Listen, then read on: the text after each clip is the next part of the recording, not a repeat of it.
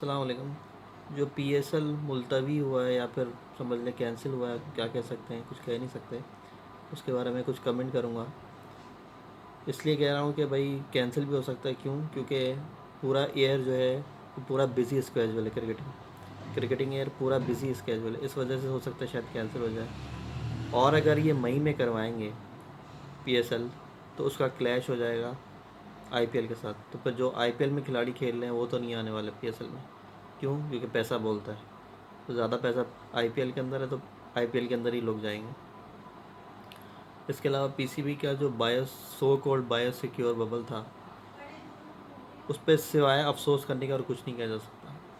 दुनिया कहाँ जा रही है और ये कहाँ पर खड़े हुए हैं। दुनिया भर में क्रिकेट हो रही है। अब ऑस्ट्रेलिया में हो रही है, ऑस्ट्रेलिया न्यूजीलैंड की सीरीज़ हो रही है, वेस्ट इंडीज़ श्रीलंका की सीरीज़ हो रही है, इंडिया इंग्लैंड की सीरीज़ हो रही है। और बड़े बड़े गैप हैं। इंडिया वो इंग्लैंड की आप सीरीज़ देखें तो बहुत गैप दिए हैं, आराम से चल रहा है।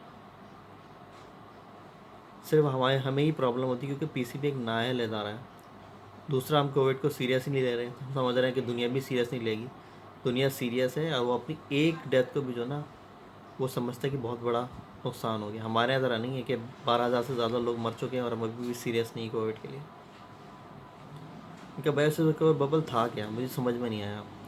इनके जो सपोर्टर स्टार्स थे जैसे मायरा खान हो गई और दलानीर हो गई, माया अली हो गई, ये सब तो मैचेस में आ रही थी।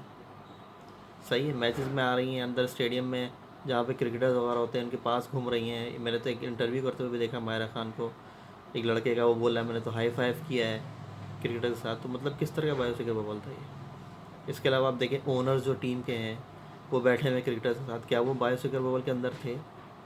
क्या ये जो स्टार्स हैं मायरा खान और माया अली या दनानीर वगैरह, ये लोग बायोसिकर बबल के अंदर थे? नहीं थे। दनानीर वगैरह तो टीवी पे भी आई है। क्या जो मैरिजेज हुई, शादियां हुई होटल के अंदर, क्या वो सारे गेस्ट जो है वो बायोसिक्योर बबल के अंदर थे? नहीं थे। तो मतलब किस तरह का बायोसिक्योर बबल बनाया आप लोगों ने।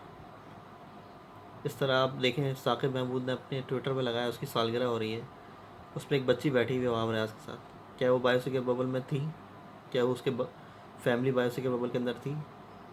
ये सारे जवाब देने पड़ेंगे पीसीबी को। सरफराज अहमद का बेटा एक ट्वीट के अंदर मैंने देखा उसके साथ पार्क के अंदर नहीं, स्टेडियम के अंदर घूम रहा है। तो क्या वो बायोसिक्योर बबल के अंदर था?